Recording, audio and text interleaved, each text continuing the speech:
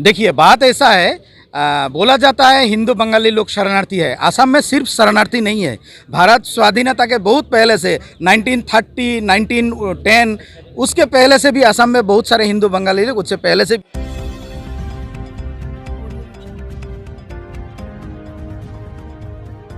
नमस्कार साथियों, मैं मनोज स्वराजी स्वागत करता हूं आपका मिनी संसद के मंच पे। हिंदू बंगाली कम्युनिटी के लोग आज परेशान हैं। वो परेशान हैं सरकार की नीतियों से। कौन है ये लोग?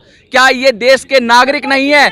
क्या इनका कोई अधिकार नहीं है? ये वो लोग हैं जब देश का बंटवारा हुआ 1947 के अंदर देश का बंटवारा हुआ तो पूर्वी पाकिस्तान जो बना वहां पर ये लोग रहते थे।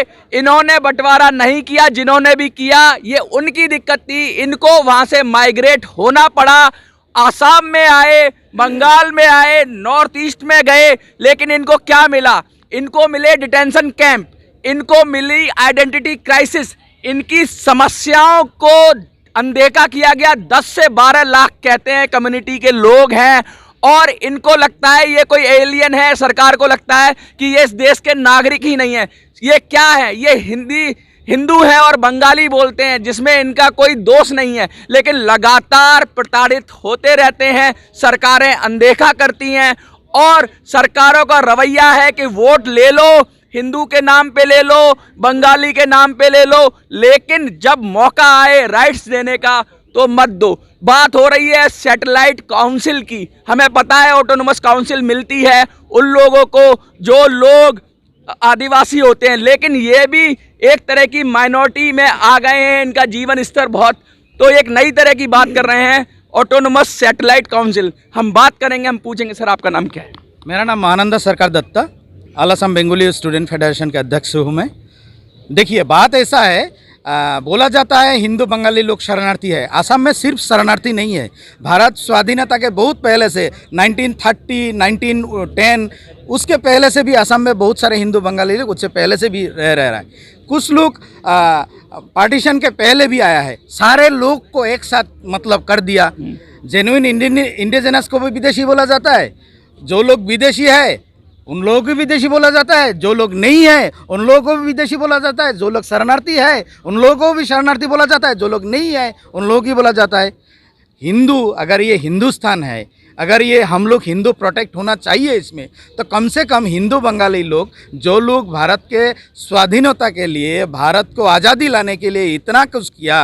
कहते हैं कि स्वाधीनता संग्राम जब शुरू हुआ तो बंगाल का सबसे बड़ा रोल था। बंगाल ने सबसे ज़्यादा बलिदान दिया। हम सुभाष दादा की बात करें, हम किसी की भी बात करें, तो बंगाल एक ऐसी भूमि है जहाँ से आप सैकड़ों नाम गिना लेंगे जिन्होंने अपना तन मन धन सब, और बंगाल तो पूरा था उस समय, बंगाल ये नहीं था। तो ये जब ऐसी कम्युनिटी जिसने देश के लिए अंग्रेजों से लड़ाई लड़ी, आज उसको उस देश के अंदर ही सौतेला रवैया अख्तियार हो रहा है उसके साथ, तो क्या लगता है सरकार क्यों कर रही है ऐसा? नहीं है, पहले तो देखिए ये सब करने का बजाय हम लोग देख रहे हैं वोट बैंक बना रहा है।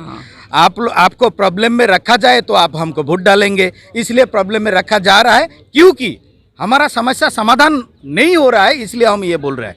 अगर हिंदुओं के लिए प्रोटेक्ट है ये देश, समस्या समाधान होना चाहिए। अगर समस्या नहीं समाधान हो रहा है तो हम बोलेंगे हम लोग को वोट बैंक बनाया जा रहा है। वोट बैंक की राजनीति हो रही है, तो वोट बैंक की राजनीति का जवाब तो वोट की चोट से ही हो सकता है। दूसरी बात मैं ये पूछूंगा आपसे, ये ऑटोनोमस सैटेलाइट काउंसिल का क्या मैटर है? ये किस तरह का, ये अभी तक ऐसा जहन में नहीं आया है कि ये किस तरीके से मांगेंगे, और इसके टेरिटोरियल मतलब इसकी आप बाउंड्री कैसे सीमित करेंगे? बाउंड्री असम में हो, जो भी काउंसिल, असम में जितने सारी काउंसिल्स है, असम में जितना भी एरिया है, सारे एरिया में जिधर हिंदू बंगाली लोग 50% या उससे ज़्यादा है, वो सारे एरिया सैटेलाइट काउंसिल में जोड़ा जाए। अच्छा, आना चाहिए। मतलब कहीं भी इसकी कोई बाउंड्री नहीं होगी? बाउंड्री नहीं है, सब पूरा असम बाउंड्री है। सैटेलाइट मतलब ये बाउंड्री नहीं होता है। अच्छा, सैटेलाइट मतलब बाउंड्री नहीं होता, वो जो जहाँ पे वो ऐसा अभी तक भारत में ऐसा कौन सा होता है? नहीं है, कोई है? कॉन्स्टिट्यूशन में है, ये कॉन्स्टिट्यूशन में है।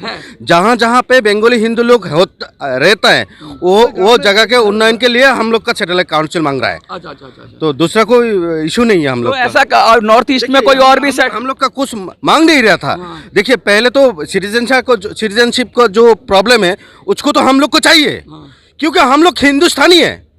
देश का बंटवारा हमने नहीं किया, हम लोग को नहीं किया था, वो लोग किया था। जिस लोगों को पॉलिटिकल इशू था उन लोगों ने किया था, हम लोग तो नहीं किया था। हम लोग को पता भी नहीं चला था क्यों देश का बंटवारे हो रहा है। लाइन खिंच गई। हाँ, लाइन खिंच गई। देखिए हम लोग अभी हिंदुस्तान में, हम लोग हिंदुस्तानी का नागरिक है, सिटीजन है, हम लोग का हिंदुस्तान नागरिक का सिटीजन देना होगा। सीए की बात हो रही है, लगातार बात हो रही है, लेकिन उस पे भी लगता है कि बहुत सारा गड़बड़ हो रही है उसका पूरी तरह से। सीए तो देखिए, सीए अभी एक लॉलीपॉप बन गया। हाँ। हाँ, असम में तो बहुत सारे हिंदू बंगाली सोच रहे थे कुछ मिलेगा। एक्चुअली बात ऐसा है, इसमें दो बात आता है। पहले तो हम इंडियन सिटीजन अगर है तो हम क्यों हमको शरणार्थी बोलेंगे? जब हम शरणार्थी है, मुझे नागरिक, कई पीढ़ियां गुजर गई, कई पीढ़ियां गुजर गई, तो हम उस फॉर्म क्यों भरेंगे? हम शरणार्थी है, हमको नागरिकता दो। हाँ। हम जेन्युइन इंडियन है, हम तो फॉर्म नहीं भरेंगे सिटीजनशिप के लिए।